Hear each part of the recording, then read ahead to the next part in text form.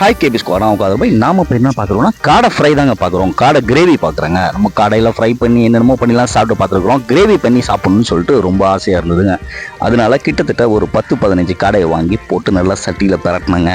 சூப்பராக மசாலா கொடுத்து, இஞ்சி பூண்டு கொடுத்து, தயிர் கொடுத்து, வெங்காயம் தக்காளிலாம் கொடுத்து பிரியாணி போகிற மாதிரி ஸ்டைலில் கிரேவி ரெடி பண்ணேங்க. கிரேவி செம்மையாக இருந்ததுங்க. டேஸ்ட் வைஸ் தூளாக இருந்தது, நல்ல ருசியாக இருந்தது சாப்பிட்றதுக்கு. கறி நல்லா பஞ்சு மாதிரி வெந்து இருந்தது, நல்லா அருமையாக இருந்தது. எலும்போடு சாப்பிட்டோம். ரொம்ப ரொம்ப சூப்பராக இருந்துச்சுங்க. டேஸ்ட் வைஸ் தூளாக இருந்துச்சுங்க. காடை பார்க்குறதுக்கும் கலர்ஃபுல்லாக கண்ணுக்கு அழகாக டேஸ்ட்டாக இருந்ததுங்க. அது மட்டும் இல்லாமல் நம்ம வெண்டிக்காயில் நம்ம ஃப்ரை பண்ணுங்க. வெண்டிக்காவை என்ன பண்ணணும்னு கேட்டிங்கன்னாக்கா கூட்டு மாதிரி பண்ணோம். ரொம்ப அருமையாக இருந்துச்சு. வெண்டிக்காய் ரொம்ப நல்லதுங்க. அந்த கை கால் மூட்டு வலி, கழுத்து மூட்டு, இடுப்பு மூட்டு வலி பிரச்சனை உள்ளவங்களுக்கு அதிகமாக வெண்டிக்காய் சாப்பிடுங்க. வெண்டிக்காய் மார்க்கெட்டில் சீப்பாக கிடைக்கும் போதும் நிறையா வாங்கி சாப்பிட்டுக்குங்க. லைக் பண்ணுங்கள், ஷேர் பண்ணுங்கள், கமெண்ட் பண்ணுங்கள். இந்த வீடியோ பிடிச்சிருந்தா சப்ஸ்கிரைப் பண்ணுங்கள். தேங்க்யூ, பாய்.